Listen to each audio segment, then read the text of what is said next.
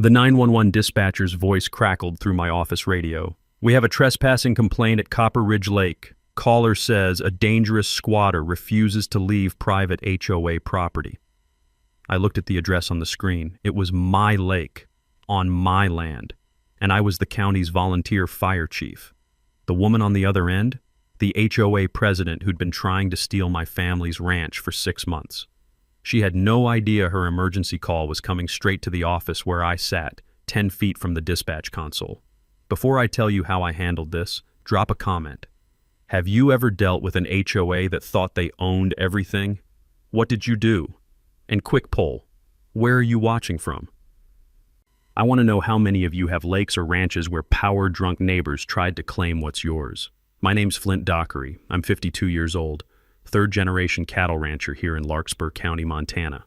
The Dockery Ranch, all 640 acres of it, has been in my family since 1948, when my grandfather bought it with savings from working the railroads and a VA loan after the war.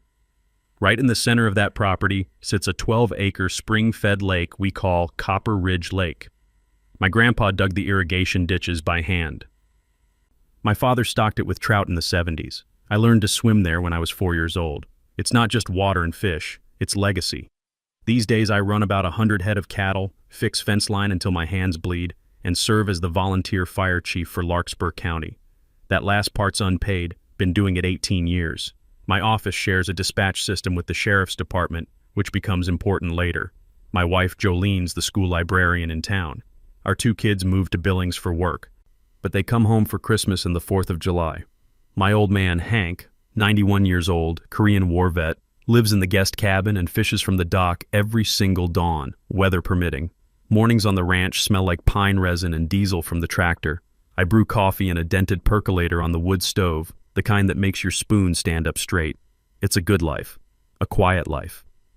Then the neighbors showed up. 5 years ago, an 80-acre parcel to the east got sold to some developer out of Bozeman. They carved it into 12 luxury home lots and called it Copper Ridge Estates. Cookie-cutter houses, all $850,000 each, mostly bought by retirees and remote workers fleeing California and Seattle. The HOA formed before the paint dried. Their covenants were thicker than a phone book. Here's the thing. Those properties border my fence line. From their back decks, they can see my lake, maybe a quarter mile away through the pines, but they have zero legal access. None. The lake sits entirely on my deeded land, always has. At first, the new arrivals were just confused. They'd wander up to the fence, ask politely if they could fish. I'd smile, show them the survey maps, explain the boundaries. Most folks understood. A few grumbled but moved on. Then Deirdre Vandermeer bought the corner lot. Deirdre's 58, former corporate HR executive from some tech company in San Jose. Recently divorced, relocated here for peace and nature, her words. She's yoga-toned, highlights too blonde for Montana weather, drives a white Tesla Model X with a vanity plate that reads Lake QT1. I wish I was joking. She's the kind of person who weaponizes politeness. Every sentence out of her mouth has phrases like, for the collective good, and community standards. She's a master of the paper trail, the kind who CCs 8 people on an email about a mailbox being 2 inches out of alignment. 6 months before the 911 call, Deirdre got herself elected HOA president. 2 weeks into her term, I received a certified letter at my mailbox. The envelope was so stuffed with exhibits and highlighted clauses, it felt like a brick wrapped in passive aggression.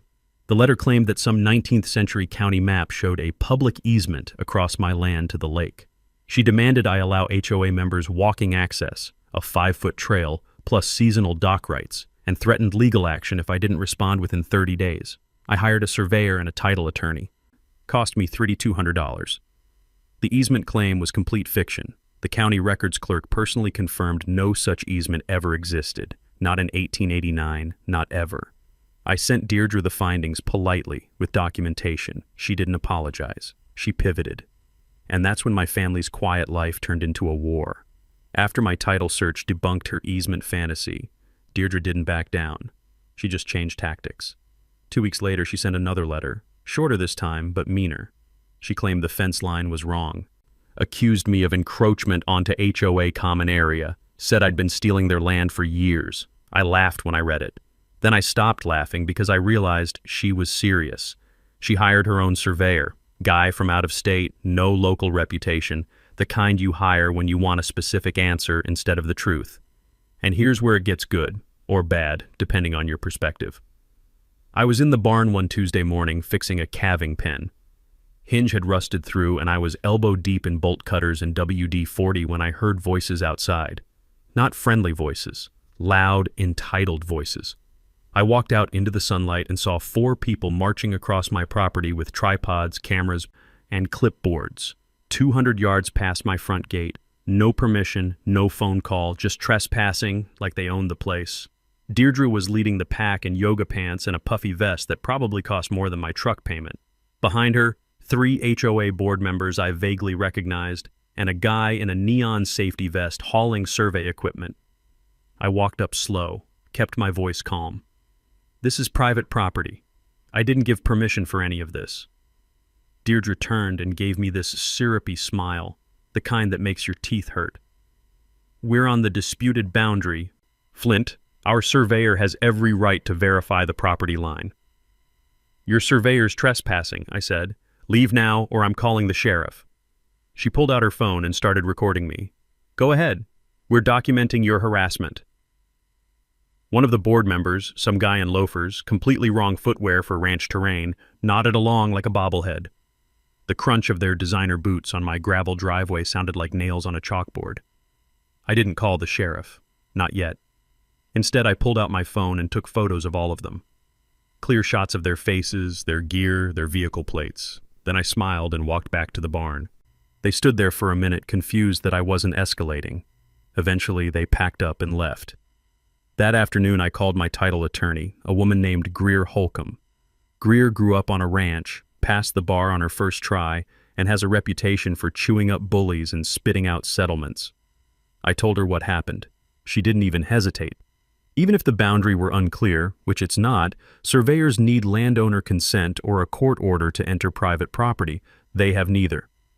Here's something you need to know if you ever deal with property disputes. In Montana, trespassing to conduct a survey without permission is a misdemeanor and grounds for an injunction. Write that down. It's saved me more than once. Greer drafted a cease and desist letter that night. We sent it certified mail and email, so Deirdre couldn't claim she never got it. I also filed a formal complaint with the state surveyor licensing board. Turns out, her hired gun had violated the professional ethics code by entering my land without authorization or a legal basis. Within a week, the surveyor disavowed everything. Sent a letter to the licensing board claiming Deirdre had misled him about property ownership and instructed him to trespass. He threw her under the bus so fast she got tire tracks. Suddenly, Deirdre's big power move collapsed. The HOA board members started whispering. A couple of them sent me private apology emails saying they'd been misled about the situation. But Deirdre? She doubled down. She flooded the private HOA Facebook group with a post that made my blood boil. Local rancher threatened us with violence today. Sheriff refused to help him harass law-abiding citizens trying to verify legal boundaries. She included a screenshot of me saying, "I'm calling the sheriff," framed like I was some kind of dangerous lunatic. My wife Jolene saw it that night. A neighbor screenshotted it and sent it to her. Jolene came into the kitchen, phone in hand, face pale. "Flint, she's lying about you online." I read the post. 53 comments, all from HOA members who didn't know me, calling me aggressive, entitled, a bully. One person said I probably shouldn't be fire chief if I threaten people. I felt my jaw tighten. Jolene was humiliated. She worked at the library. Parents would see this. Gossip would spread. I put my hand over hers. Let her dig her own hole, Joe. Paper trail's on our side. But privately, I was furious. I realized Deirdre wasn't interested in the law or the truth. She was waging reputation warfare, and she was just getting started. That night, I sat on the dock with my father. The water smelled like cold stone and pine, clean and ancient. Hank didn't say much, just cast his line and muttered, "Some folks got more venom than sense." He was right, but venom or not, I wasn't backing down. 2 weeks after the surveyor incident, I drove out to my back pasture to check the water troughs. It was early morning, the kind of cold that makes your breath hang in the air like smoke. I was hauling 100 pounds of mineral supplement in the truck bed, planning to top off the feeders before the afternoon wind picked up. I got to the gate, the one on the county road easement that legally crosses a corner of HOA land to access my back 40, and found it chained shut. Not just closed, chained, with a heavy-duty padlock the size of my fist. No note, no explanation, just a big "screw you" in stainless steel. I sat there in the truck for a minute, engine idling, trying to decide if I was more angry or impressed by the audacity. I landed on angry. Lucky for me, I keep bolt cutters in the truck for exactly this kind of nonsense. Took me 90 seconds to cut through the chain. I opened the gate, drove through, checked my cattle, and drove back out. Left the cut chain on the ground as a little message of my own. Next morning, new lock, heavier chain. Now, most people would have lost their temper at that point, but I'd learned something from the surveyor ambush. Document first, react second. After Deirdre's first trespassing stunt, I'd installed a small security camera in a tree near the gate. Wildlife camera, the kind hunters use. Motion activated, night vision, saves everything to an SD card. I pulled the card that afternoon and watched the footage on my laptop. There she was, Deirdre Vandermeer, 6:15 in the morning, Tesla parked on the shoulder, installing the second lock herself. She was wearing fingerless gloves and a headlamp like she was on some kind of covert mission. The camera even caught audio. She muttered to herself as she worked, "Let's see him try to access his back section now." I saved 3 copies of that video. One on my computer, one on a thumb drive, one uploaded to the cloud.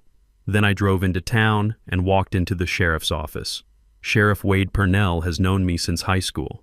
He's in his 60s now, retired Marine, the kind of guy who says exactly what he thinks and doesn't suffer fools. He was drinking coffee out of a mug that said, "Don't confuse your Google search with my law degree," when I walked in. I handed him the thumb drive. "You're going to want to see this." He plugged it into his computer and watched the whole clip, stone-faced. When it finished, he leaned back in his chair and shook his head. "That's criminal mischief at minimum. Maybe obstruction of access. But she'll claim she thought it was an HOA common gate. Want me to arrest her?" "Not yet," I said. "I want her on record first. I want documentation of a pattern." Wade nodded. "Smart. Let's file an incident report, get you a case number, then if she keeps escalating, we've got a timeline. Here's a piece of advice that'll save you a world of hurt if you're ever in a property war. Document everything before you escalate to law enforcement. Video evidence with timestamps is worth more than gold in rural disputes. Judges love clarity, prosecutors love patterns." Wade printed out the incident report, handed me a copy, and promised to add extra patrols past my gate twice a week. Then I went home and sent Deirdre a registered letter, polite, factual, and absolutely dripping with legal menace.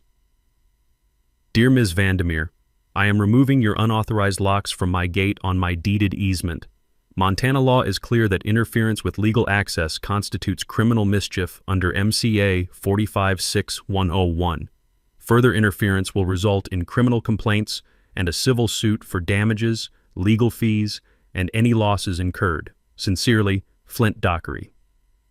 I expected her to back off. Any reasonable person would have backed off. Deirdre called an emergency HOA board meeting instead. I heard about it later from one of the board members who was getting cold feet about the whole thing. Deirdre stood up in front of the board and said they needed to hire private security to monitor encroachment and protect HOA interests. 3 board members pushed back. They'd already spent $8,000 on legal bills and had absolutely nothing to show for it except bad press and a trespassing complaint. One guy, a retired accountant, pointed out that they were burning through reserve funds on what was clearly a personal vendetta. Deirdre shut him down. She said if they didn't show strength, property values would collapse and homeowners would revolt.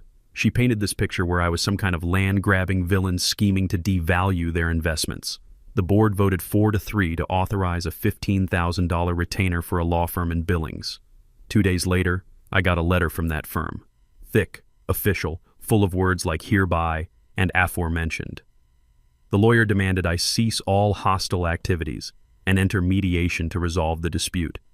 I read it out loud to Jolene over dinner. When I got to the part about hostile activities, we both started laughing. "You fixed a fence and cut a lock off your own gate," Jolene said, wiping her eyes. "Real gangster behavior." "I'm a menace to society. I agreed. But underneath the humor, I could feel the stakes rising. Deirdre wasn't just annoying anymore. She was spending serious money, hiring serious lawyers, and building a paper trail that painted me as the aggressor. I realized something that night. She wasn't trying to win legally. She was trying to drown me in legal fees until I gave up. She didn't know I'd already decided I'd go broke before I'd back down. Over the next month, I started getting visits from county agencies I hadn't heard from in years. It started small, then turned into a full-blown harassment campaign. First, the health department showed up. A tired-looking inspector named Gary knocked on my door with a clipboard and an apologetic expression. "Mr. Dockery, we received an anonymous complaint about sewage runoff from your property into the lake. I have to inspect. It's protocol." I took him down to the lake. He tested the water, checked my septic system, poked around for an hour, found nothing, 0 violations. He signed off on the report and said, "Whoever called this in wasted everyone's time. Your system's cleaner than most." 2 days later, the Department of Environmental Quality called. Different inspector, same story. Anonymous complaint claimed my cattle were causing algae blooms from illegal watering practices. The inspector spent half a day testing water samples from 6 different points around the lake. Results? Water quality was pristine, better than state standards. The inspector actually complimented me on my land management. Then the zoning office sent someone out. This time the complaint alleged I was running unpermitted commercial activity, specifically that I was operating guided fishing tours without a business license. I stared at the zoning officer. "I don't run fishing tours. I've never run fishing tours. This is a working cattle ranch." She shrugged. "I believe you, Mr. Dockery. But we have to investigate every complaint. That's the law." She walked the property, found no evidence of commercial activity, and left. 3 inspections, 3 agencies, 3 anonymous complaints, all filed within 48 hours of each other. I'm not a paranoid man, but I'm not stupid either. I started seeing a pattern. I filed a Freedom of Information Act request with the county, asked for copies of all 3 complaints. The county redacted the names like they're supposed to, but here's the thing about anonymous complaints. They're not as anonymous as people think. Each one had been submitted via email, and while the names were blacked out, the email domain was still visible. All 3 complaints came from addresses ending in @copperridgehoa.org. Deirdre wasn't just annoying me anymore. She was weaponizing county government against me, trying to bury me in inspections, paperwork, and wasted time. Each inspection cost me half a day of work. Half a day I couldn't spend fixing fence, moving cattle, or doing literally anything productive. I made copies of everything and added them to the growing file Greer was building. We were documenting a pattern of coordinated harassment. At some point, this wasn't just petty, it was actionable. But Deirdre wasn't done. On a Saturday morning in early September, I was in my fire chief office at the volunteer station. It's a small building in town, nothing fancy. 3 trucks, a kitchen, a bunk room, and an office that shares a dispatch console with the sheriff's department and EMS. I was catching up on training certifications, half listening to the radio chatter in the background. Then the radio crackled to life with a call that made my blood freeze. "Larkspur Dispatch, this is a 911 call. Caller reports trespasser on private HOA property at Copper Ridge Lake. Caller states subject refuses to identify himself, appears to be fishing illegally, possibly armed." I looked up at the console. The address on the screen was my lake, my property. The dispatcher, a woman named Rhonda who's worked dispatch for 15 years, started running through her protocol. "Ma'am, can you confirm the property ownership and your location?" The voice on the other end was unmistakable. Deirdre Vandermeer. I'd know that clipped, self-righteous tone anywhere. "It's HOA common area," Deirdre said, voice tight. "We have jurisdiction over this property. The man is hostile and trespassing. I need a deputy here immediately." Rhonda paused. I watched her pull up the GIS mapping system on her computer, cross-reference the address with county property records. Her eyes widened slightly. "Ma'am," Rhonda said carefully, "county records show that Copper Ridge Lake is on private land owned by Flint Dockery. Are you certain about the location?" There was a beat of silence on the other end. Then Deirdre's voice came back, flustered now. There's an ongoing dispute about ownership. This person is squatting on contested land. Just send a deputy." "Stand by, ma'am." Rhonda looked across the room at me.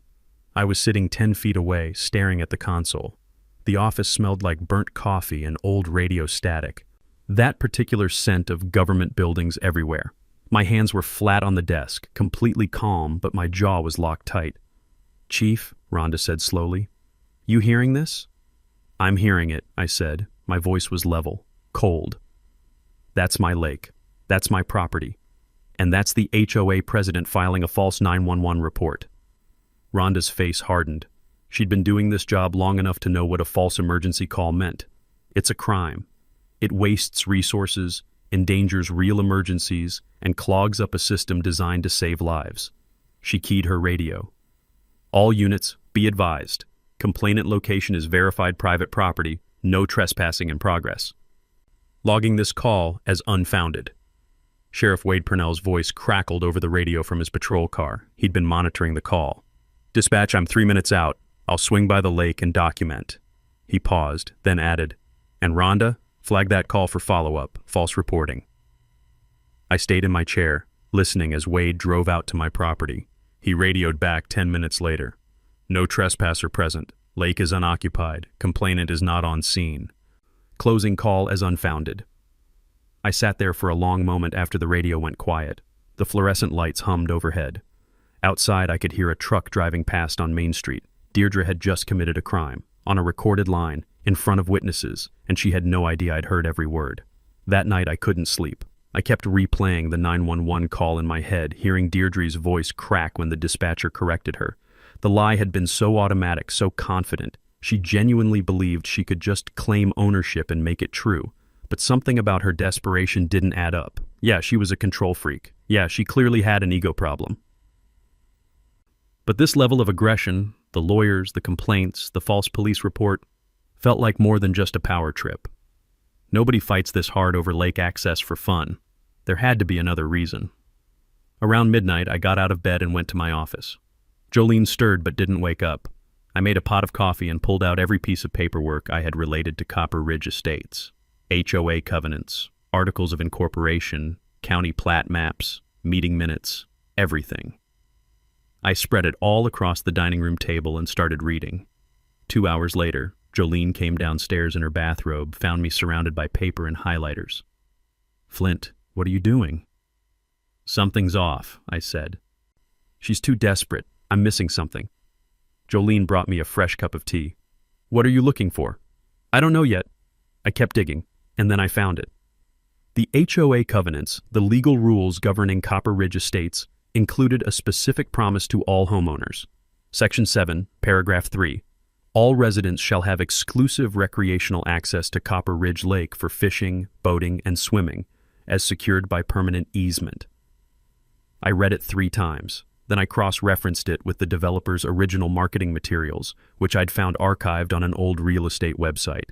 The brochure was glossy, professional, full of photos, and right there on page 4 was a picture of my lake, shot from the HOA side. Telephoto lens making it look like it was right in their backyard. The caption read, "Copper Ridge Lake, your private oasis." My stomach dropped. They'd sold these homes with a promise of lake access. The developer had written it into the covenants, advertised it in the marketing, and made it part of the sales pitch. Buyers paid $850,000 believing they'd have private lake rights. But the developer never secured those rights, never approached me, never filed for an easement, never obtained permission. I pulled up county records on my laptop. The developer had applied for an easement to my lake back in 2019, before construction even started. The county planning board denied the application. I found the meeting minutes buried in the archives. The board noted that I'd objected and that no legal basis existed to grant access across private property without the owner's consent. The developer built the homes anyway, sold them anyway, and apparently just hoped no one would notice the lake access was fictional. I sat back in my chair staring at the documents. "Holy hell," I whispered. Jolene leaned over my shoulder. "What?" "The homeowners were lied to. They think they're supposed to have access to my lake because it's in their contracts. But the developer never had the right to promise that. So what does that mean?" I pulled up the HOA meeting minutes from earlier in the year, public record in Montana if the HOA is incorporated. February's minutes had a section that made everything click into place. Legal counsel advises that HOA's best path forward is to secure lake access via adverse possession claim or easement by necessity. Board authorized $50,000 litigation budget to pursue access rights and protect HOA from member claims. There it was, the real reason. Deirdre wasn't trying to steal my lake because she was petty. She was trying to steal it because homeowners were threatening to sue the HOA for fraud. If she could force me into giving access, or better yet, trick a court into granting it, she could claim the lake was always theirs and avoid a massive liability. Here's something most people don't know. Adverse possession in Montana requires open, hostile, and continuous use of property for at least 5 years. Deirdre was trying to manufacture evidence that HOA members had always used the lake, trying to start that 5-year clock by creating a false narrative of historical access. Every trespass, every photo, every complaint, she was building a fake history of use. "She's not just annoying," I said to Jolene. "She's trying to steal my land to cover up someone else's fraud." Jolene stared at the document spread across the table. "So what do?" I closed my laptop and looked at her. "We stopped playing defense. It's time to go on offense." Outside, a coyote yipped in the dark hills. The sound felt like an omen, something wild and hungry, circling in the dark. But I wasn't prey. Not anymore. The next morning, I called Sheriff Wade and asked if he could meet me at the diner in town.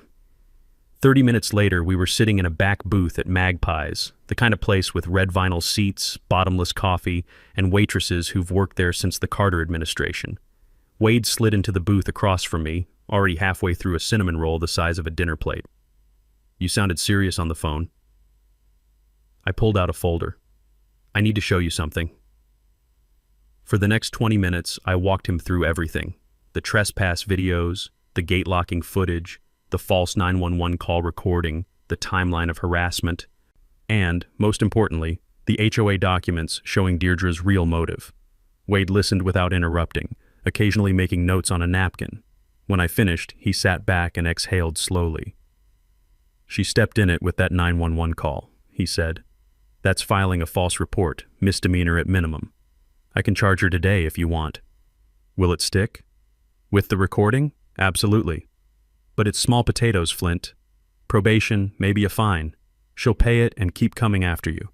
I leaned forward. "I don't want small potatoes, Wade. I want her so discredited that she resigns and leaves me alone." Wade grinned, the kind of smile that made him look 20 years younger. "Then we don't just charge her with one crime. We build a case so airtight that when it goes public, the whole county knows exactly who she is." "How?" "Document everything we've got, present it all at once, and let her bury herself in front of witnesses." He tapped the folder. "You've already done the hard part. Now we make it hurt."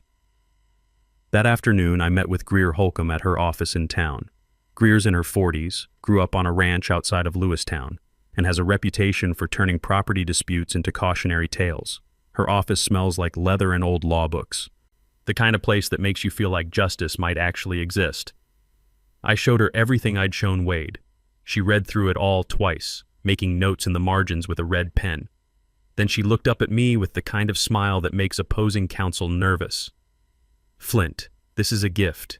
She's handed us everything we need. So what do we do?" Greer pulled out a legal pad and started sketching a strategy. 3-pronged approach. First, we file a countersuit against the HOA. Harassment, trespass, slander, and intentional infliction of emotional distress. We're asking for $75,000 in damages, your legal fees, lost time, reputational harm, and emotional distress. Will we get it? Maybe, maybe not. But here's the beautiful part. Montana law allows the prevailing party in property disputes to recover attorney fees. If we win, the HOA pays your legal bills and their own. Their insurance carrier is going to lose their mind when they see this. I felt a grim satisfaction settle in my chest. What's the second prong? We file a formal bar complaint against the HOA's lawyer for pursuing frivolous claims. That puts pressure on their legal representation and makes other lawyers hesitant to take Deirdre's cases. And the third? Greer tapped her pen on the pad. We contact the developer. Show them the liability they created by promising lake access they never secured. We make it clear that if homeowners sue en masse for fraudulent marketing, the developer's looking at over $1 million in damages. Then we politely suggest they issue a public correction letter to all HOA members, clarifying that lake access was never part of the purchase and apologizing for the marketing oversight. I stared at her. You think the developer will just roll over? They'll panic. Developers live and die by reputation. One fraud lawsuit and they'll never sell another property in Montana. She smiled. We're not asking them to pay anything. Just tell the truth. It's an easy choice. Here's something critical for anyone facing a legal battle. In defamation and harassment cases, truth is your absolute defense. Document every false statement made in writing or in public forums. It's not just evidence, it's armor. That evening, I sat down with my father on the back porch. Hank was 81, his hands gnarled from decades of ranch work, but his mind was still sharp as barbed wire. Dad, I need your help with something. He looked up from his coffee. Name it. You've been fishing that lake for 40 years. You ever keep records? Hank's face split into a grin. Son, I've kept a fishing log since 1984. Every trip. Date, time, weather, what I caught, what I didn't. Got 37 notebooks in the cabin. I felt something loosen in my chest. That's perfect, Dad. That proves continuous, exclusive family use. It kills any adverse possession claim dead. Hank set down his coffee and leaned forward. That woman tried to steal our land, Flint. She lied to the law. She spit on everything your grandfather built. His voice was quiet but hard as iron. I may be old, but I'm not useless. Let's bury her. The next day, Greer filed the lawsuit. $75,000 in damages, 40 pages of exhibits, and a demand for a public accounting of all HOA expenditures related to the Lake Access campaign. She also sent the developer a courtesy letter, professional. They are polite and absolutely terrifying. Dear Sir, we represent Flint Dockery in a property dispute with Copper Ridge Estates HOA. Discovery has revealed that your marketing materials promised lake access that was never secured. This constitutes potential fraud under Montana consumer protection statutes. Homeowners may have claims exceeding $1 million. We recommend you immediately issue a clarifying statement to all residents. Please confirm receipt. The developer's lawyer called Greer within 2 hours. By end of business that day, the developer had agreed to send a letter to every HOA member, clarifying that Copper Ridge Lake was never part of their purchase, apologizing for any confusion in marketing materials, and confirming that the lake is and always has been private property owned by the Dockery family. Deirdre was about to lose her entire foundation, but we weren't done. Greer had one more move. She called Deirdre's lawyer and proposed informal mediation at the county commissioner's office. Neutral ground, a chance to resolve things amicably. Deirdre agreed immediately. She probably thought she could negotiate some kind of access agreement, maybe offer a settlement, salvage the situation. She had no idea we were setting a trap. Greer requested that Sheriff Wade and the county attorney attend as neutral witnesses, just to keep things official, she said. Deirdre never asked why we needed witnesses for an informal mediation, and that was her last mistake. 3 days before the scheduled mediation, I was checking my cattle in the east pasture. It was early morning, the kind of cold October day where frost clings to the fence wire and your breath makes clouds. I was counting heads, making sure everyone was accounted for, when I noticed something off. The cattle weren't moving right. A dozen head were clustered near the water trough, but they looked lethargic. Heads down, not grazing. One heifer was drooling, stumbling slightly when she walked. My gut clenched.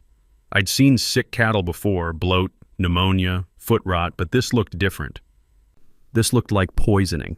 I called Doc Reardon, the local large animal vet, and he was at my place within the hour. He examined 3 of the worst-looking animals, drew blood samples, and tested the water in the trough. 20 minutes later, he walked back to where I was standing by the fence, his face grim. Flint, your water's contaminated. Ethylene glycol. What's that? Antifreeze. I felt the world tilt slightly. Someone poisoned my cattle? Not enough to kill them, but enough to make them sick. Another day or 2 of drinking this and you'd have lost some. He pointed at the trough. This isn't accidental runoff. Somebody dumped it directly into your water supply. The trough was fed by a spring that ran through a culvert under the county road, the same road that bordered HOA property. Anyone could access that culvert from the other side of the fence. I should have put a camera there months ago. I realize that now. Too late. Or maybe not too late. I had one game camera left in my truck. I installed it that afternoon, hidden in brush near the culvert, angled to catch anyone approaching from the road. Then I waited. 2 nights later, I checked the camera's SD card. The footage was crystal clear. Timestamp 2:17 a.m. A white Tesla Model X pulled onto the shoulder of the county road, headlights off. The driver's door opened. A figure in dark clothing and a headlamp stepped out, carrying a plastic jug. The person walked to the culvert, crouched down, and poured something from the jug into the water. Then they stood up, checked their surroundings, and walked back to the car. As they turned, the headlamp illuminated their face for just a second. Deirdre Vandermeer. I played the footage 3 times just to be sure. Then I saved it to 2 thumb drives and uploaded it to the cloud. The next morning, I drove straight to Sheriff Wade's office. He watched the footage without saying a word. When it finished, his jaw was so tight I could see the muscles working. "Poisoning livestock is a felony in Montana," he said quietly. "Up to 10 years in prison, $50,000 fine. This isn't harassment anymore, Flint. This is serious criminal conduct." "Can you prove it was her?" "The vehicle plate is visible. The face is identifiable. You've got the jug, the timestamps, and the vet report." He stood up and grabbed his radio. "I'm getting a search warrant for her property. If we find antifreeze that matches the brand, a funnel, gloves, anything, she's done. Here's something everyone should know. Felony livestock poisoning charges require proof of intent. But security footage plus physical evidence equals an airtight case. Rural prosecutors don't mess around when it comes to attacking someone's livelihood." Wade's deputies executed the search warrant that afternoon. I wasn't there, but Wade called me later with the results. Found a half-empty jug of antifreeze in her garage, same brand the vet identified. Also found a plastic funnel with residue and a pair of stained work gloves shoved in a garbage bag. She kept the evidence? Most criminals aren't as smart as they think they are. Wade paused. "Flint, I need to ask. Do you want me to arrest her now? Or wait until after your mediation?" I thought about it. If Wade arrested her before the mediation, she might lawyer up completely, claim she was being persecuted, maybe even generate some sympathy. But if we waited, if she walked into that mediation thinking she still had the upper hand, the fall would be so much harder. "Wait," I said. "Let her come to the mediation, then arrest her in front of everyone." Wade was quiet for a moment, then he chuckled, low and dark. "You've got a mean streak, Dockery." "She poisoned my animals, Wade. She tried to kill my cattle to pressure me into giving up my land. Mean doesn't even cover it." But before Wade could move forward, Deirdre made one last desperate play. She called an emergency HOA board meeting that night. I heard about it the next day from the same board member who'd been feeding Greer information, the retired accountant who was horrified by Deirdre's behavior.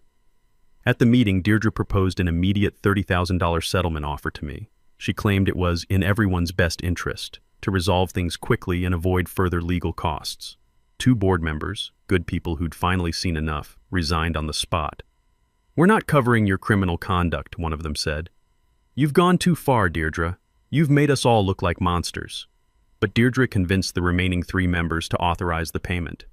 She spun a story about me being vindictive, about the sheriff harassing her because she was an outsider, about needing to stand together against local bullies. She was hemorrhaging support, losing board members, and facing felony charges. And she still thought she could buy her way out. The accountant who'd resigned sent Greer a message that night. "She's panicking. She knows she's in trouble. Most of us want her gone, but she's threatening to sue anyone who tries to remove her as president. Please help us end this." I read the message and felt something cold settle in my chest. Deirdre wasn't just an annoyance anymore. She was dangerous, cornered, and cornered animals do desperate things. But we were 24 hours from the mediation. One more day, and this would all be over. The morning after the emergency HOA meeting, Deirdre went nuclear. She contacted a regional TV news station out of Billings, one of those affiliates that does investigative pieces on local corruption and consumer protection. She pitched them a story. Wealthy rancher uses political connections to bully retirees out of promised lake access. The station sent a reporter. Young guy, maybe 26, eager to make a name for himself with a David versus Goliath story. His name was Trevor something, and he showed up at Copper Ridge Estates with a camera crew on a Wednesday afternoon. I heard about it while I was replacing a section of fence. One of the neighbors, an older couple who'd apologized to me weeks ago, called to warn me. "Flint, there's a news crew at Deirdre's house. She's doing an interview, thought you should know." I drove into town and called Greer from the truck. "Deirdre's talking to TV News. Should I be worried?" "Did they contact you for comment?" "Not yet." "Then let her talk. She'll hang herself." 2 hours later, Trevor the reporter called my cell phone. "Mr. Dockery, I'm working on a story about a property dispute between you and the Copper Ridge Estates HOA. Would you be willing to go on camera?" "No, but I'll provide a written statement and documentation." "Documentation?" "Everything. The full story with evidence." I met him at a coffee shop in town an hour later. Brought a folder 6 inches thick. Copies of every trespass video, the 911 call recording, the false complaint timeline, the lawsuit filing, the vet report on the poisoned cattle, and the search warrant return showing antifreeze found in Deirdre's garage. Trevor's eyes got wider with every page he turned. "Mr. Dockery, this is not the story she told me. I imagine it's not." He spent 40 minutes reviewing everything, taking notes, occasionally muttering "holy crap" under his breath. When he finished, he looked up at me. "She told me you were threatening her, that you refused any reasonable compromise, that the sheriff was helping you because you were, quote, part of the local good old boys network. And what do the documents tell you?" He tapped the folder. "That she's been waging a coordinated harassment campaign, trespassed multiple times, filed false reports, and allegedly poisoned your livestock." He paused. "Did she really call 911 and claim you were trespassing on your own property?" "It's on tape, dispatch recording. I was in the room when she made the call." Trevor sat back and shook his head. "Mr. Dockery, I need to ask you something off the record. Why didn't you come forward with this story yourself?" "Because I'm not interested in media attention.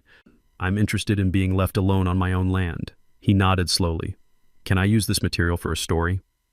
"That's why I gave it to you." 2 days later, one day before the mediation, the story aired on the 6 p.m. news. The segment opened with footage of Copper Ridge Estates, all those beautiful luxury homes against the Montana hills. Then it cut to Trevor's voiceover. "What started as a property dispute has turned into allegations of harassment, false police reports, and felony livestock poisoning. Tonight, we investigate an HOA president accused of waging a campaign of intimidation against a local rancher." They showed a 15-second clip of Deirdre from her interview, tearfully claiming she was being bullied. Then they cut to the evidence, the 911 call audio, Deirdre's voice, clear as day, lying to dispatch, the gate-locking video, her face visible in the headlamp glow, the timeline of false complaints, the vet report. Sheriff Wade appeared on camera, professional and measured. "We executed a search warrant and recovered evidence consistent with livestock poisoning. Charges are pending." The piece ended with Trevor standing in front of my ranch gate. "The Dockery family has owned this land since 1948. What started as a dispute over lake access has escalated into criminal allegations and a $75,000 lawsuit. The HOA president declined to comment after we shared the evidence. The mediation is scheduled for tomorrow. We'll continue to follow this story." My phone started ringing 10 minutes after the segment aired. Jolene called first. "Flint, are you watching?" "I'm watching." "The comments on the station's Facebook page are insane. Everyone's on your side." I pulled up the post. 1,200 comments in 20 minutes. People were sharing their own HOA horror stories, calling for Deirdre's arrest, praising Sheriff Wade for taking it seriously. 3 Copper Ridge residents sent me private messages apologizing. One wrote, "We had no idea she was lying to us. Most of us just want to live in peace. Please know we don't support what she did." Another message came from the retired accountant who'd been feeding information to Greer. 6 more board members just resigned. She's the only one left.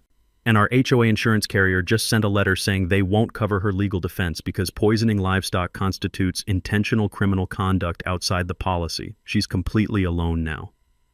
That night, Deirdre sent me an email. The subject line was empty. The message was 3 sentences. "I'll resign as HOA president if you drop all charges in the lawsuit, please. I made mistakes, but I don't deserve prison." I showed it to Jolene and Greer over speakerphone. Jolene's voice was soft. "Part of me feels bad for her, Flint." Greer was less sympathetic. "She poisoned cattle. She lied to 911. She tried to steal your land and destroy your reputation. Don't respond to this email. Let her come to the mediation tomorrow and face the consequences." I stared at the email for a long time. In another life, maybe I would have felt pity, but all I could think about was my heifer stumbling near the water trough, drooling from antifreeze poisoning. I thought about my father's fishing logs, 40 years of family history she'd tried to erase with lies. "I'm not responding," I said. That night, I barely slept. I kept dreaming about my grandfather clearing this land with a mule team and a stubborn refusal to quit. He'd built something that was supposed to last generations. Deirdre had tried to take it. Tomorrow, in front of witnesses, she was going to learn what it cost. The county commissioner's conference room smelled like stale coffee and old carpet. It was 10 a.m. on a Thursday, and the room was more crowded than I'd expected. Present, me and Greer on one side of the table. Deirdre and her lawyer, a nervous-looking guy from Billings who kept adjusting his tie, on the other. Sheriff Wade stood near the back wall in full uniform, arms crossed. The county attorney, a sharp woman named Patricia Carr, sat at the head of the table with a legal pad. 3 HOA board members, subpoenaed as witnesses, sat along the side wall looking like they'd rather be anywhere else. A court reporter sat in the corner, fingers poised over her stenography machine. Deirdre looked like she hadn't slept in a week. Her makeup was heavy, trying to cover dark circles. Her hands shook slightly as she arranged papers in front of her. I wore clean jeans, a pressed ranch shirt, and boots I'd polished that morning. Calm, ready.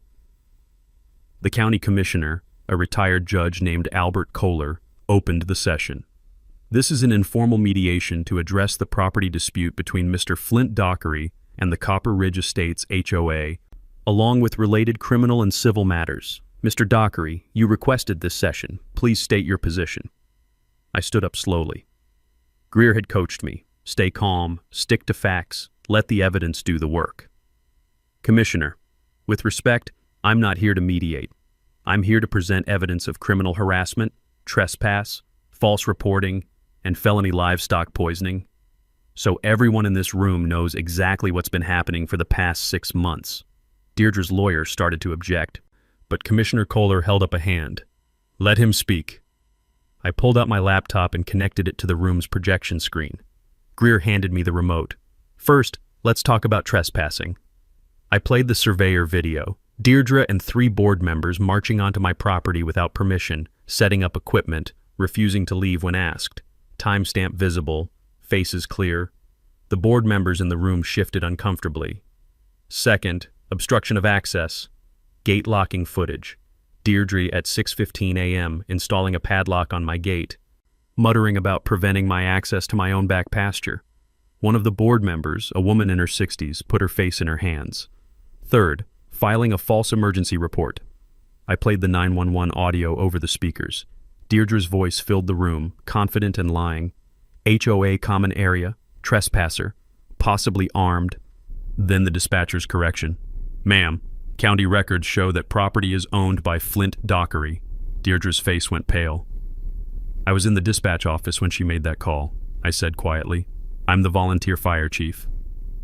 I heard her lie to 911 about my own property, trying to get law enforcement to remove me from my own land.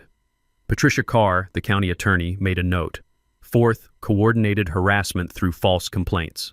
I displayed the timeline. 3 anonymous complaints to 3 different agencies within 48 hours, all from @copperridgehoa.org email addresses. Each inspection found 0 violations. Fifth, the real motive. I pulled up the HOA meeting minutes, read aloud the section about adverse possession strategy and the $50,000 litigation budget. Then I showed the developers marketing materials, photos of my lake, promises of access that were never secured. Ms. Vandermeer wasn't fighting for recreation rights. She was trying to manufacture a false claim of ownership to protect the HOA from homeowner lawsuits over fraudulent marketing. She was willing to steal my family's land to cover up someone else's lies. The room was completely silent. And finally, felony livestock poisoning. I showed the culvert footage. The white Tesla, the figure with the headlamp pouring liquid from a jug, the face illuminated for 1 clear second. Then I put up the vet report, ethylene glycol in the water, cattle sickened, then the search warrant return, half-empty antifreeze jug, stained funnel, contaminated gloves, all found in Deirdre's garage. Ms. Vandermeer poisoned my animals to pressure me into surrender. She committed a felony to try to force me off my own land. I turned off the projector and looked directly at Deirdre. You didn't want reasonable access. You wanted to fraudulently claim ownership so HOA members wouldn't sue you for the developer's lies. You were willing to poison my livestock, destroy my reputation, and waste public resources, all to cover your own liability. The room felt like the air had been sucked out of it. The only sound was the quiet clicking of the court reporter's machine. Patricia Carr spoke first. Mr. Dockery, are you pressing charges? On the poisoning, absolutely. On the false 911 call, yes. I paused and looked at the three board members. On the trespassing and harassment complaints, that depends. I sat down. Greer stood up. The board has a choice, she said. Remove Ms. Vandermeer immediately, issue a public apology, and pay Mr. Dockery's legal fees, currently $18,000. In exchange, we'll drop the civil suit. But the criminal charges proceed regardless. Deirdre's lawyer leaned over and whispered urgently in her ear. She shook her head violently, tears starting to stream down her face. We were promised, the homes, it's not fair. Sheriff Wade stepped forward. Ms. Vandermeer, I'm placing you under arrest for criminal poisoning of livestock under Montana Code 81-1-111 and filing a false emergency report under MCA 45-8-113. You have the right to remain silent. Anything you say can and will be used against you. Two deputies who'd been waiting in the hallway came in. Wade cuffed her hands behind her back while she sobbed. The click of the handcuffs was the loudest sound in the room. The deputies escorted her out. The door closed behind them. The three board members sat frozen for a moment. Then they got up, stepped into the hallway, and I could hear urgent whispered conversation. 90 seconds later, they came back in. The woman who'd had her face in her hands spoke. Her voice was shaking. We accept your terms. Ms. Vandermeer is removed as HOA president effective immediately. We'll draft a public apology and settlement agreement today. I nodded. I appreciate that. And for what it's worth, I have no issue with your residence. I never did. I just have a problem with people who lie and break the law. Commissioner Kohler looked at me with something like respect. Mr. Dockery, this mediation is concluded. The criminal proceedings will move forward through the appropriate channels.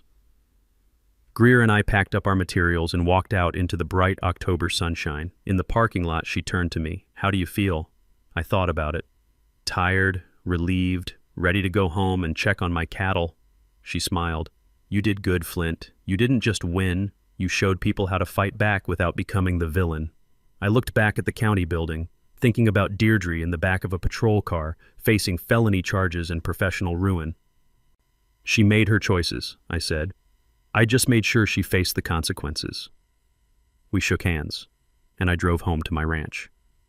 3 months later, Deirdre Vandermeer pleaded guilty in district court. The prosecutors offered her a deal, plead to reduce charges and avoid trial. She took it. Misdemeanor false report, 6 months probation. Felony livestock poisoning, 2 years probation, $25,000 in restitution paid directly to me, and 200 hours of community service. She also lost her real estate license. Turns out she'd been dabbling in luxury property sales on the side, and the state board doesn't look kindly on felony convictions. She sold her Copper Ridge home at a $90,000 loss and moved out of state. Last I heard, she was in Arizona somewhere. I don't think about her much. The HOA settled with me exactly as promised. $18,000, every penny of my legal fees, plus a public letter published in the county newspaper. The letter apologized for the harassment, clarified that Copper Ridge Lake has always been and remains private Dockery family property. And this part made me smile, praised my patience and professionalism throughout a difficult situation. Greer framed a copy of that letter and hung it in her office. She says it's the most satisfying apology she's ever extracted from an HOA. But here's the thing about winning, it's not really over until you decide what comes next. 2 weeks after the settlement, I invited every resident of Copper Ridge Estates to a ranch open house, BBQ, ranch tours, and fishing demonstrations. I half expected nobody to show up. 43 people came, families with kids, retirees, the apologetic board members, even a few folks who'd initially supported Deirdre but later realized they'd been lied to. They showed up with homemade pies, 6-packs of local IPA, and handwritten apology notes. One elderly couple, transplants from Oregon, brought me a rhubarb pie, and damn near cried when they apologized. We trusted her, the wife said. We didn't know she was lying about everything. We stood on the hill overlooking the lake, and one of the younger residents, a guy who worked remotely for some tech company, grinned and said, "So, can we at least look at the lake from your property?" I laughed. "Look all you want. Fish it. That'll cost you a 6-pack of local IPA and advance permission." But I meant the first part. And over the next few weeks, I set up something that felt right. Twice a year now, spring and fall, I host Copper Ridge Community Fishing Day. Any local resident, HOA member or not, can reserve a spot. $20 per person, catch and release only, barbecue lunch included. All proceeds go to the volunteer fire department. It sold out the first year. 80 people showed up. Kids learning to cast, retired folks swapping stories, my father Hank holding court on the dock, teaching a 10-year-old girl how to tie a clinch knot. Boundaries don't have to mean hostility. I protected my rights fiercely, but I left room for reconciliation. That matters. As for the $25,000 restitution Deirdre paid, I didn't keep it. I used every penny to establish the Hank Dockery Scholarship, $2,500 a year, awarded to a Larkspur County student pursuing studies in agriculture, environmental science, or land management. The first recipient was the daughter of one of the board members who'd resigned in protest during Deirdre's reign, 16 years old, planning to study rangeland ecology at Montana State. My father cried when I told him about the scholarship, not sad tears, proud ones. "Your grandfather would have loved this," he said. "He always believed land was something you held in trust for the next generation." The local newspaper ran a follow-up story 6 months after the mediation. Feel-good piece with a photo of me in my fire chief uniform standing next to the lake. Headline, "From Conflict to Community, Rancher Turns Legal Battle into Scholarship Fund." Jolene framed that one and hung it in our kitchen. My father's health stabilized after the stress lifted. He's 91 now, still fishes every morning the weather allows. He jokes that he outlived the carpetbaggers and plans to do the same to the next batch of troublemakers, should any arrive.